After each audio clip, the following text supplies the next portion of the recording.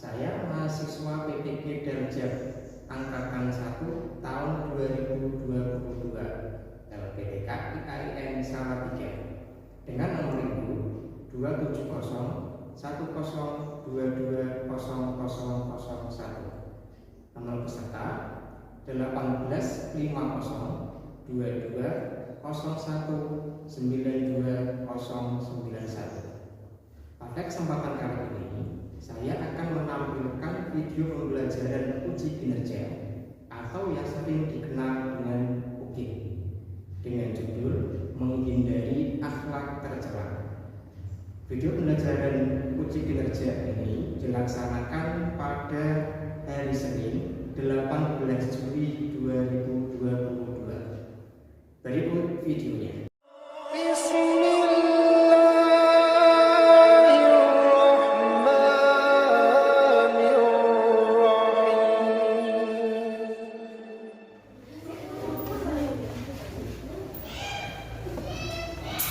Assalamualaikum warahmatullahi wabarakatuh. Waalaikumsalam warahmatullahi wabarakatuh. Apa kabarnya hari ini anak-anak? Alhamdulillah luar biasa. Alhamdulillah. Berarti semuanya sehat. Sudah siap belajar? Mau sarapan? Semangat ya. Pak Guru cek dulu kelasnya. Hari ini tiket menunjukkan apa belum? Alhamdulillah kelasnya bersih. Berarti yang tiket sudah tiket. Sekarang sebelum kita mulai belajar, kita berdoa bersama-sama dulu.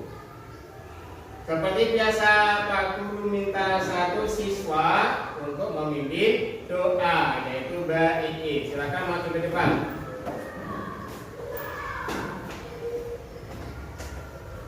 Berdoa mulai.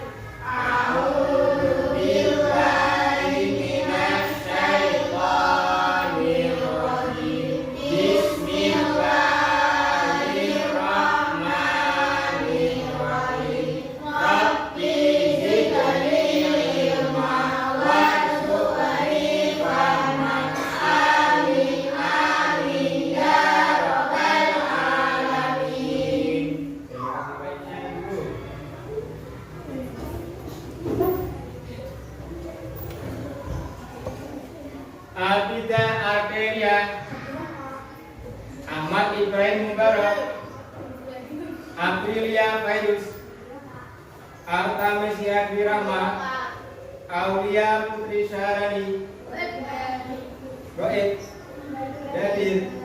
Kenapa sakit? Oh, sakit ini dulu pas ya, Chelsea Mauluda, El Safira Ainunesa, Fairuz Adelia, Iit, Ina Ismala, Kafatun Nasir, Mei Fairun Nikmati. Hari ini yang akan kita pelajari itu masih tentang menghindari akhlak tercela. Kita masih ingat sebelumnya akhlak tercela apa saja yang sudah dipelajari? Serakah, betul. Dan kikir. Serakah itu apa? Sudah masih ingat? Tidak mau berbagi. Kalau kikir?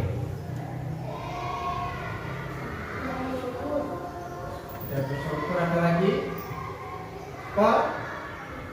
Kolik bakhil.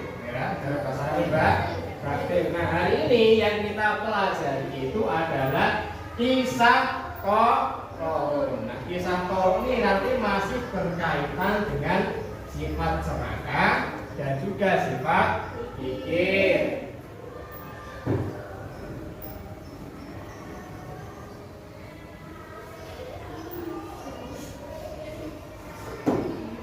Materi yang dipelajari itu pertama tentang kisahnya Qarun.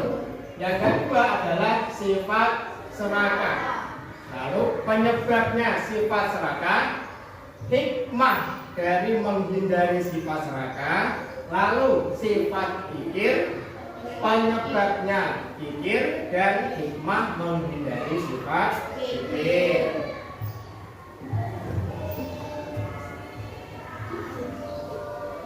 Nah, tujuannya apa?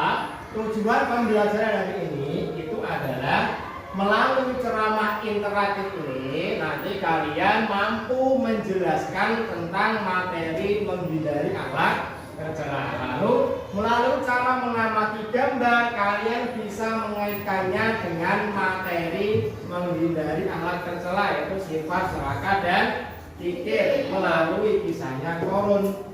Lalu melalui cara mengamati tayangan video kalian juga mampu menyebutkan penyebab, akibat, cara menghindari dan hikmah dari menghindari sifat tercela. Kalian amati gambar berikut.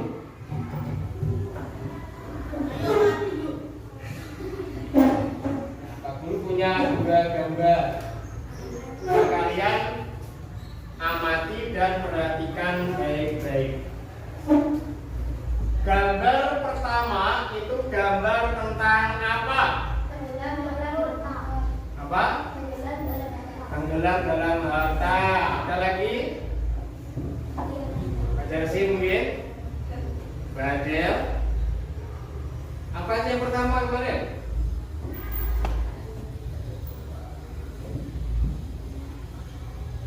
Kalau yang kedua tentang apa itu? Sedekah, memberi, berbagi. Ya. Nah, di antara gambar pertama dan gambar kedua, mana yang harus kita ikuti?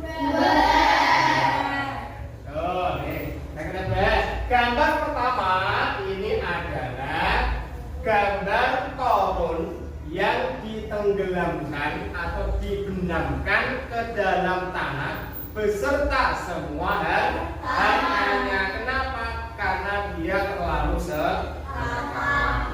Yang kedua, ada gambar anak kecil yang sedang memberikan uang kepada seorang pengemis atau orang yang minta-minta. Artinya berbagi rezekinya kepada orang lain atau good.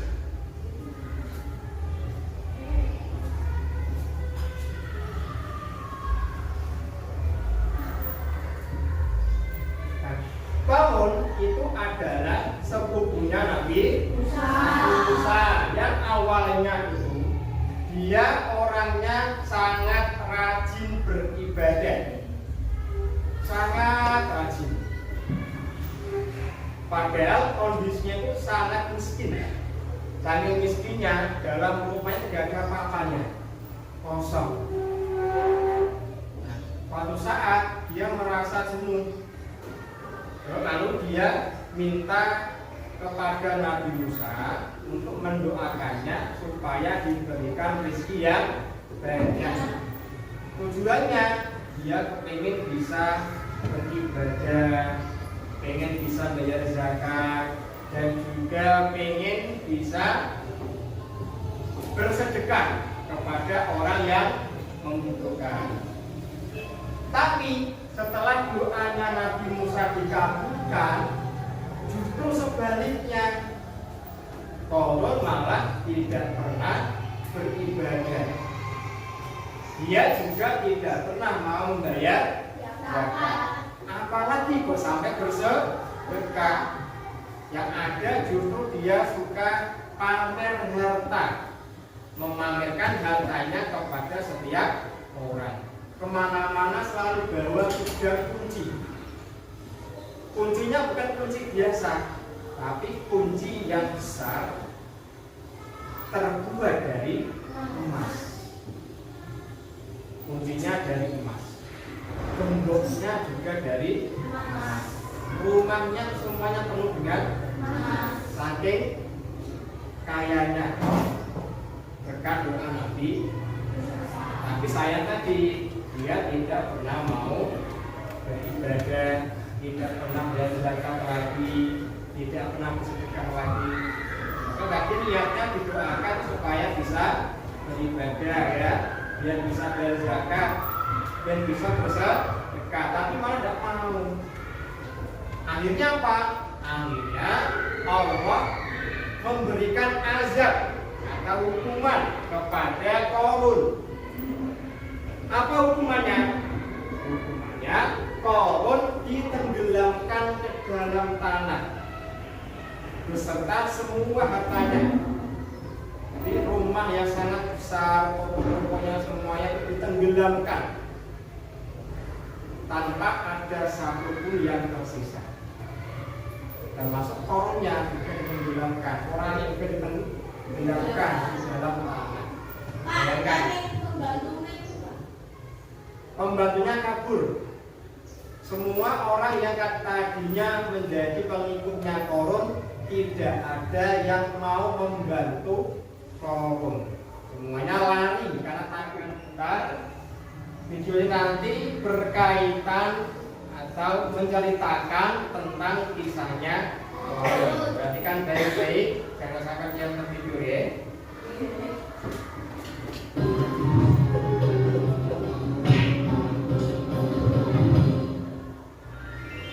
Kisah tenggelamnya harta si Qarun. Kisah ini disebutkan dalam Al-Quran Surat Al-Qasas ayat 76-83. Dalam kisah ini, Allah memberikan pelajaran tentang seseorang yang suka membanggakan diri selama hidup di dunia dan pada akhir hayatnya terkubur bersama harta bendanya. Alkisah, di suatu daerah dekat Mesir, hiduplah seorang laki-laki yang sangat miskin bernama Qarun. Diketahui bahwa laki-laki ini adalah sepupu Nabi Musa, anak dari paman Nabi Musa yang bernama Yasha, adik kandung Imran, ayah Musa. Suatu hari, Qarun dikunjungi oleh seseorang. Ternyata yang datang adalah Nabi Musa.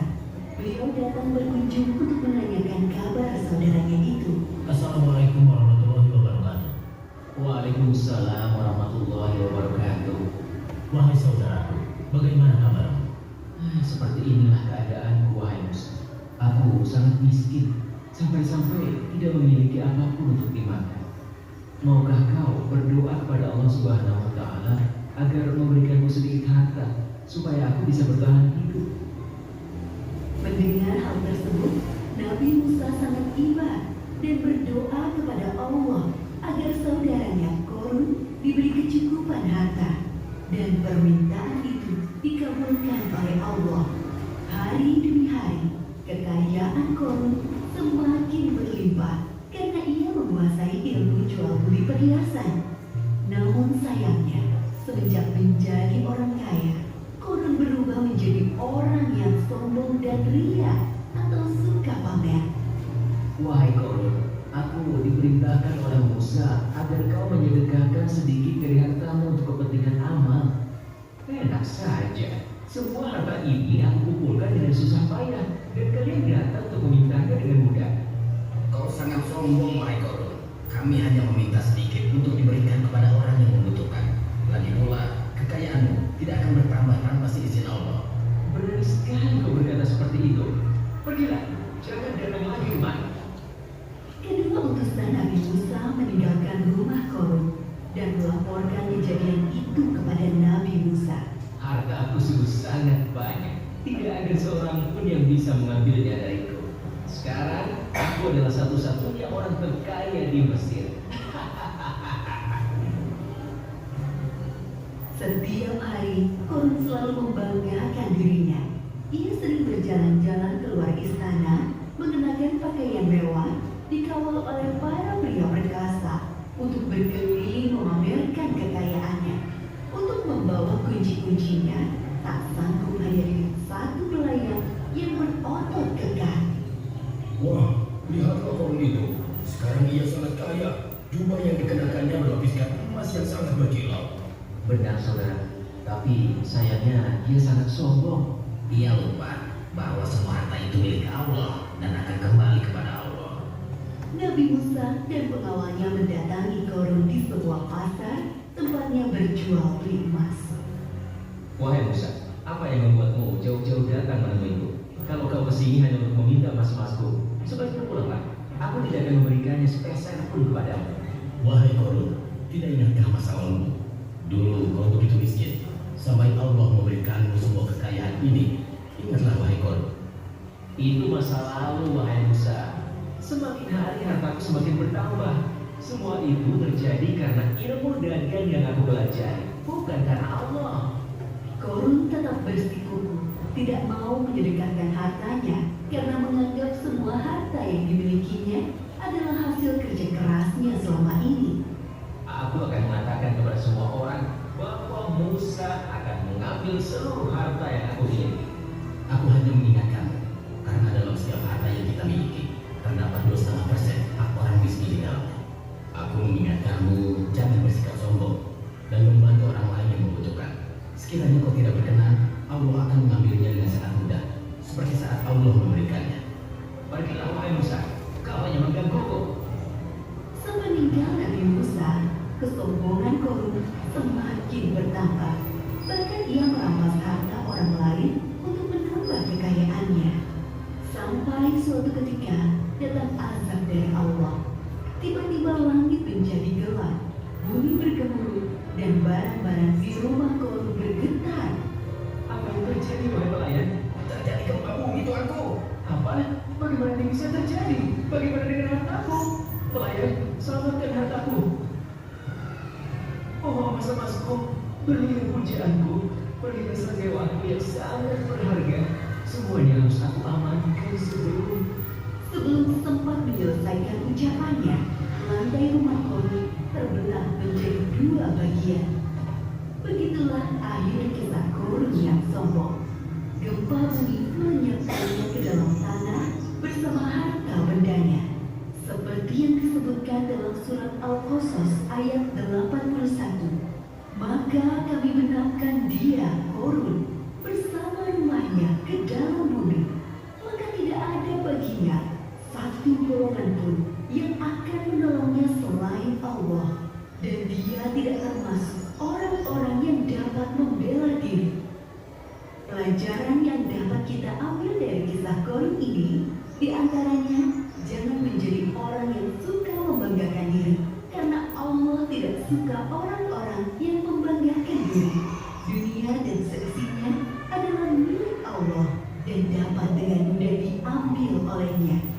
Berbuat baik kepada orang lain selama di dunia, seperti bersedekah, karena amalan baik kita di dunia bisa menjadi penolong kelak di akhirat.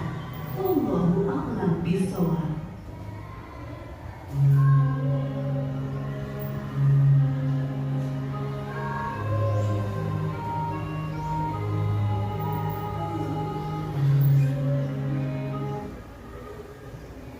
Jadi video tadi sudah apa saja sifatnya Korun? Keras, apa?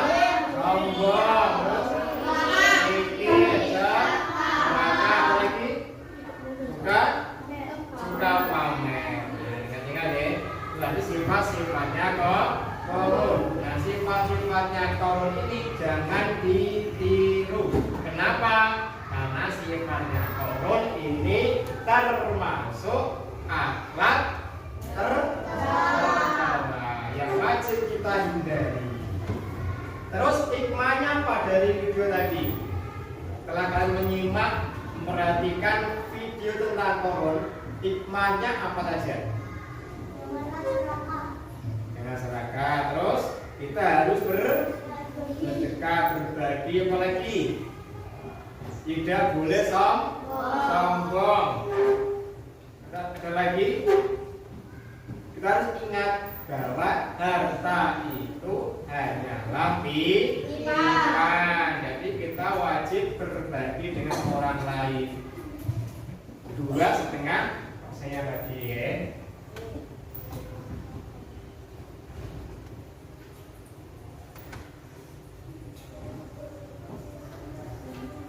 Sifat serakah itu apa? Serakah adalah tidak pernah merasa cukup. dengan apa yang sudah ia miliki. Jadi walaupun sudah punya harta yang banyak, punya pekerjaan juga banyak, punya jabatannya juga banyak, tapi dia masih selalu merasa kurang. Itu namanya serakah. Serakah ini juga termasuk penyakit hati. Penyakit keluar mudah berarti ya. Dikasih obat, minum obat, kasih serum, misalkan luka kan bisa. Kalau penyakit hati itu susah mengobatinya. Nah, penyebabnya serakah apa saja? Yaitu pertama, karena dia itu terlalu cinta hartanya atau dunianya, semuanya itu. Maka dari itu kalian jangan terlalu cinta dunia. Contohnya apa cinta dunia itu? Menimbun harta. Lalu juga tidak memahami tujuan hidup. Apa tujuan hidup itu? Tujuannya sebagai manusia kita wajib saling berbagi. Kalau punya apapun berbagi dengan temannya. Maka lihat temannya sakit ada habis sanu atau uang sanunya habis jajak ya bisa ke kantin dibelikan jajan atau minuman apa itu bagus. Atau kalau tidak ditabung uangnya, misalkan uang sakunya 10.000 misalkan, jangan semua dibuat jajan, tapi yang separuh ditabung. Lalu tidak meyakini takdir Allah. Aslinya kan semua sudah ada takdirnya masing-masing. Sudah ditentukan Allah nasibnya orang. Kalau dia berusaha keras tapi nasibnya emang takdirnya seperti itu, ya seperti itu juga. Nah kan dia sudah berusaha sangat keras sampai banting tulang, tapi kalau takdirnya memang dia miskin, dia tetap miskin. Tapi walaupun miskin, tetap harus rajin beribadah. Lalu tidak menyadari bahwa harta itu hanyalah titipan Allah. Nah, maka dari itu kita sebagai umat Islam wajib tahu bahwa harta yang kita miliki itu ada haknya orang lain. Misalkan kalian nanti ketika besar, punya pekerjaan yang bagus, rezekinya banyak, jangan lupa bersedekah. Kemana Pak? Ke masjid boleh, ya, ke madrasah boleh, atau ke tetangganya yang kurang mampu juga bagus. Ya. Lalu lupa dengan akhirat itu adalah penyebab dari sifat serakah. Berikutnya adalah hikmah menghindari sifat serakah. Apa saja itu? Yang pertama, kita menjadi orang yang selalu bersyukur. Kalau yang serakah, mesti bersyukur. Berapapun rezeki yang diterimanya, tetap bersyukur. Lupa, saya sedikit kok bersyukur, bisa. Itu caranya Pak, rajin beribadah, itu juga termasuk bersyukur. Lalu mendapat ketentraman hati.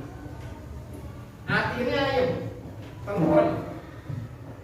Wong yang serakah sebaliknya, hatinya selalu tidak tenang, resah, gelisah, bingung kalau berdiri.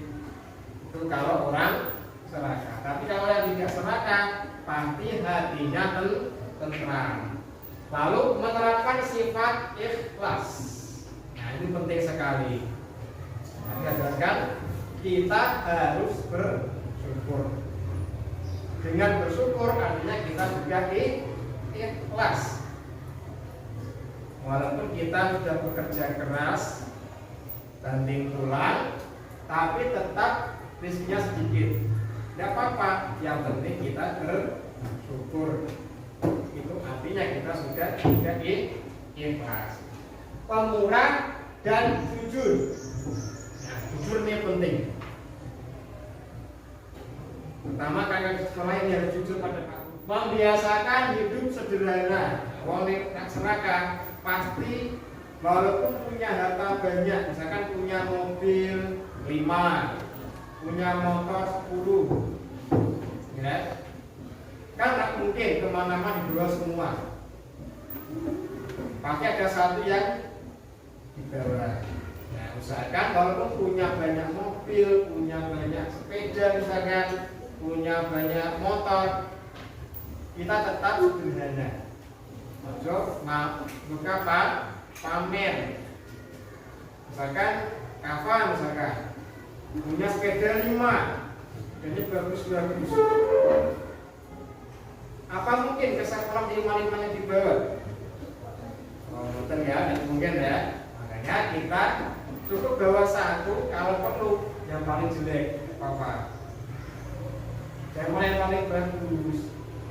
Kalau punya 5, ada satu yang kurang bagus, bawa yang paling kurang bagus saja. Jadi kalau kancaan ini kayak bawa yang paling wapi, kancaan kok ya, wah, Kava bedanya kuat ya, terkira. Namanya juga pamer nanti jadinya. Terakhir, jauh dari sifat iri dan berikutnya adalah sifat kikir. Secara bahasa Arabnya adalah bakhil. Bakhil. Ini cara Jawa itu apa? Pelit.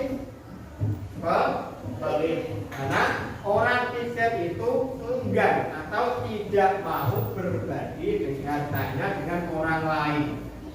Makanya cara Jawa jalani pelit. Nah, kalian jangan sampai seperti itu. Misalkan kamu bawa jajan banyak, ya, jajan muati, kan 5 kresek, misalkan. Terus ada teman kalian yang tidak bawa uang, yang tidak punya uang saku misalkan, mana kok jajan, uang saku nggak duit, ya? Kalian bagi, kalian beli jajan kalian. Apa itu namanya orang yang baik, orang yang bersedekah pada temannya. Orang kikir itu selalu khawatir apabila hartanya akan habis jika diberikan kepada orang lain. Sebaliknya, uangnya orang kikir justru senang berbagi. Kalau kalian sering berbagi atau bersedekah, justru akan mendapatkan yang lebih banyak lagi. Makanya jangan sampai kalian kikir atau beli. Nah, sekarang penyebab dari kikir itu apa saja? Pertama, takut miskin. Wedi orang duit duit. Nama takut miskin. Tapi ini bukan orang kikir, orang miskin. Miskin tidak apa-apa, yang penting rajin beribadah. Yang kedua, khawatir yang berlebihan. Kalau nak kikir, biasanya khawatir kan jadi hilang bi. Mas sepedaku sing emas hilang bi. Ya, itu akibat kalau orang kikir. Tapi kalau orang yang tidak kikir, hilang ya wes apa-apa, ikhlaskan. Nanti akan mendapatkan gantinya. Pasti Pak, insya Allah ada gantinya. Jangan khawatir. Lalu terlalu cinta harta, terlalu cinta dengan harta, senang harta nih, sampai lupa berbagi, lupa bersedekah. Itu namanya juga sifat kikir. Tidak memiliki kasih sayang kepada sesama. Artinya apa? Dia tidak peduli dengan orang lain. Jadi kalau dia melihat ada temannya atau tetangganya yang tidak mampu, dia cuek, tidak peduli. Berarti penyebab sifat kikir. Berikutnya, tidak perlu pertolongan Allah. Padahal semua yang kita dapatkan itu adalah pertolongan Allah. Semuanya. Yang terakhir, lupa akhir. akhirat. Padahal nanti kehidupan di akhirat itu lebih panjang dibandingkan dengan di dunia. Lalu hikmah menghindari sifat pikir yang pertama, hidup tenang dan tentram. Ngomongin orang pikir mesti artinya tenang, ayem. Lalu menjadi pandai bersyukur. Dia sering bersyukur, apapun yang didapat pasti bersyukur. Berapapun yang didapat tetap bersyukur. Memiliki kepedulian, peduli dengan tetangganya, dengan temannya, dengan orang terdekatnya, dengan saudaranya. Dia akan peduli. Disenangi orang sekitar. Sebaliknya orang yang pikir mesti disebut orangnya, mesti sudah pasti. Tapi orang pikir dia akan punya banyak teman, banyak orang yang suka kepadanya, itu pasti. Lalu yang terakhir, terhindar dari akan Pak Guru bagi menjadi 5 kelompok seperti sebelumnya. Menyebutkan angka 1, 2, 3, 4, 5. Setelah 5 lagi. Dimulai dari Mas Alam.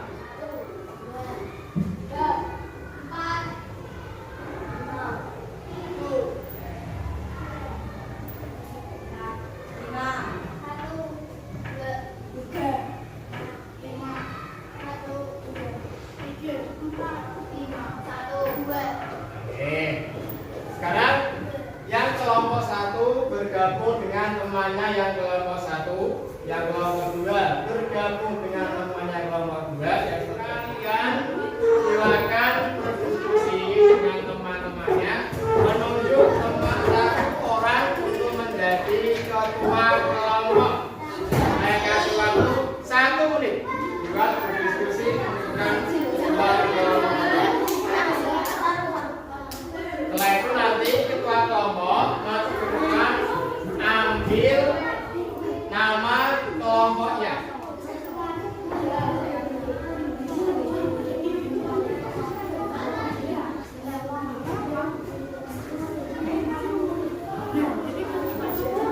Silakan disuruh sebutkan ketua kelompoknya masing-masing dan juga tunjuk 1 siswa yang bertugas menulis hasil diskusinya. Selesai? Selesai? Dari kelompoknya situ ambil nomor dianya.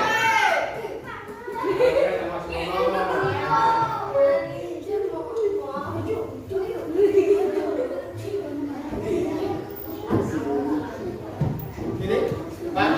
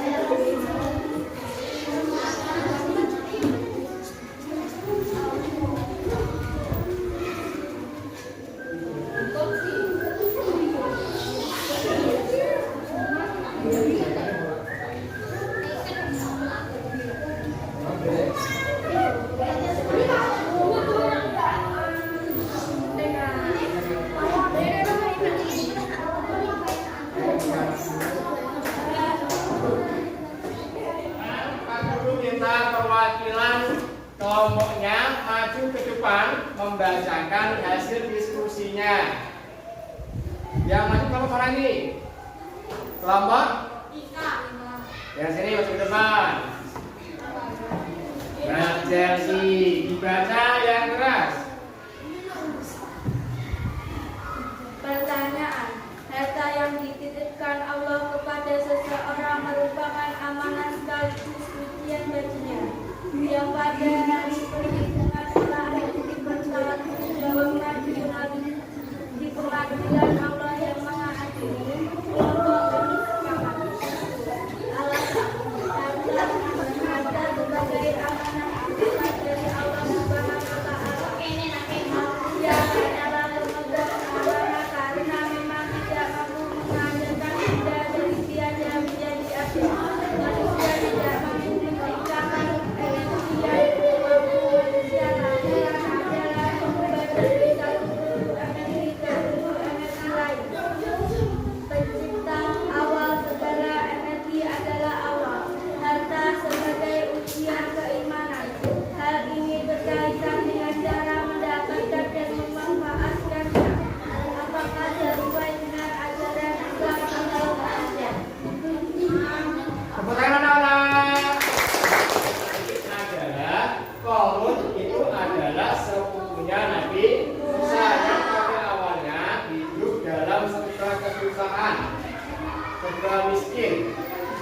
Terus dia minta didoakan Nabi Musa supaya berubah menjadi orang yang kaya. Tujuannya supaya dia bisa beribadah, bisa berzakat, dan juga bisa bersedekah. Tapi setelah doanya Musa dikabulkan, justru sebaliknya di Korun tidak pernah lagi beribadah. Dia sudah tidak pernah bersedekah dan juga tidak mau bayar zakat. Nah, pada akhirnya Allah memberikan azab atau hukuman kepada Korun, yaitu dengan ditenggelamkan ke dalam tanah beserta semua harta. Kenapa? Karena Korun sudah berakal, pikir, dan juga sombong.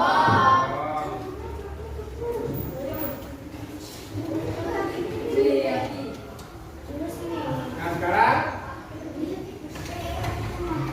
kalian akan Pak kasih tugas masing-masing untuk kalian kerjakan.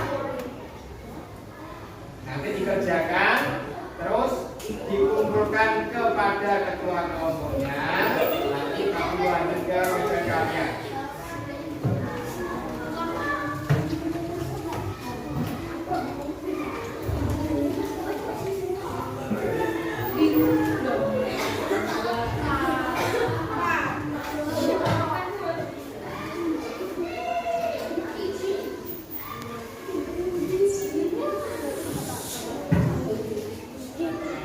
Kita berdoa bersama-sama dulu. Pak Guru minta satu siswa untuk memimpin doa di depan kelas, yaitu Mas Kapan.